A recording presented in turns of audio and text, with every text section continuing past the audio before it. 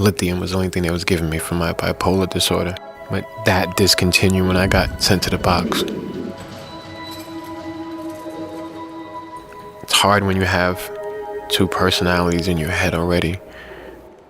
So my raging came out of that.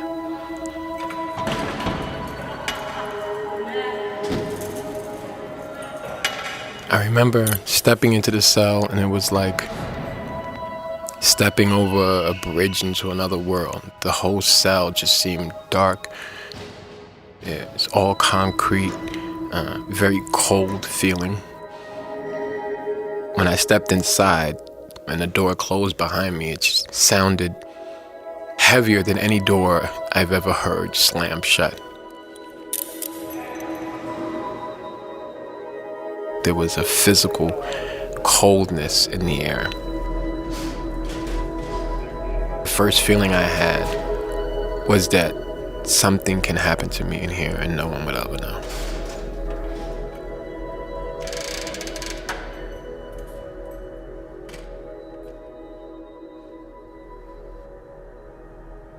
This was during the winter time, so the wind was blowing very profusely. The light was buzzing, ventilation's blowing down cold air. The wind was coming under the door, cutting under it, blowing like a whistling sound. Don't focus on that wind, it'll drive you crazy. Stupid, you stupid. It registers, but you have no subconscious no more, so it's there. It's not just noise that you're not even paying attention to. And you try to make out what the sound is saying to you. And it starts to talk to you. It starts to talk at you and taunt you. It's always this downing voice. It's always negative. In my mind, it's always negative.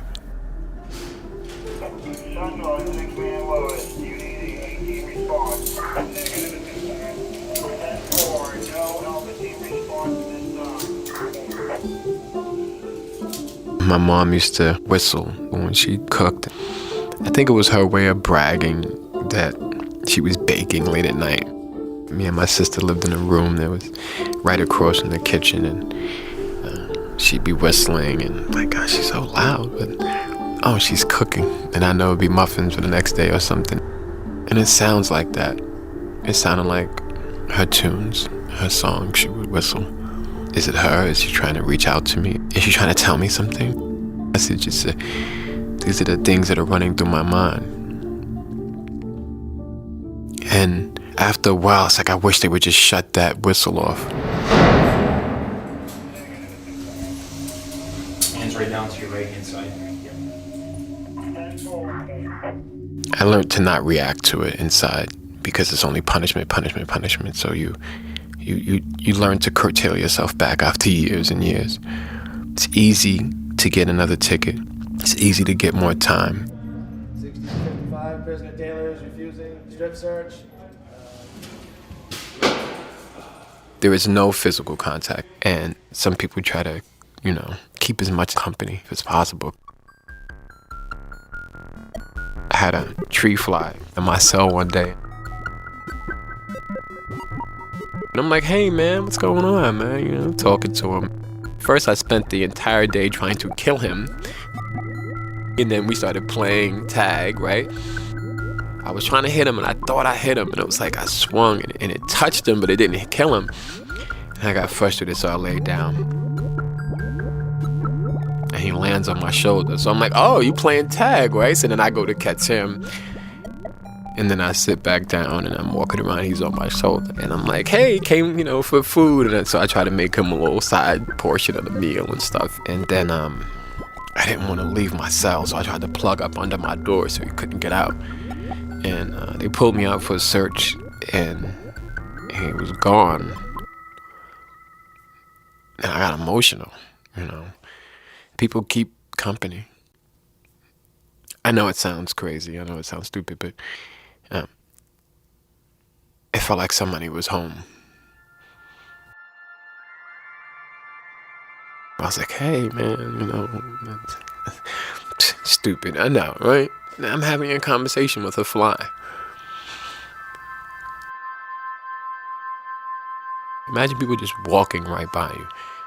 nobody recognizing that you exist, right?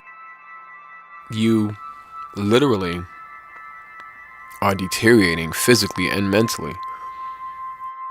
It's a torturous state to be in.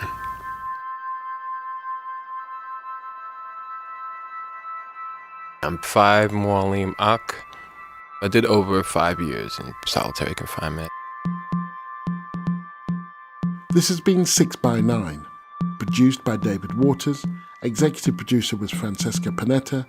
Prison sounds came from PBS's Frontlines documentary Solitary Nation. This complements an ambitious project we've just launched at The Guardian called 6 by 9. It's a virtual reality experience which places you in a virtual segregation cell. To experience our virtual reality piece, please visit our website at theguardian.com/solitary-VR and email us at 6by9@theguardian.com.